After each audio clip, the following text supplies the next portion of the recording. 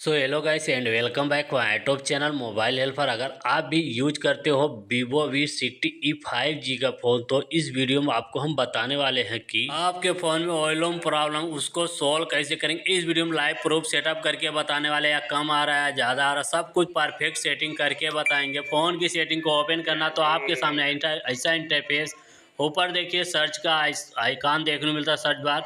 तो इस पे आपको क्लिक करके यहाँ पे आपको सर्च कर लेना MONO लिख के सर्च करोगे, मोनो ऑडियो का ऑप्शन मिलेगा फर्स्ट पे।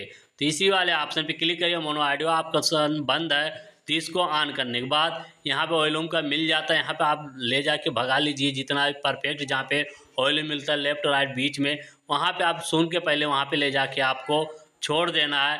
इसके बाद यहाँ से ऑयलूम प्रॉब्लम तो सोल्व हो जाता है। लेकिन एक दूसरा तरीका आपको बताते हैं। यहाँ से आपको एक बार दो बार बैक आ जाना है, फ़ोन के सेटिंग में ही रहना, ऊपर की तरफ थोड़ा आपको स्क्रॉल कर लेना।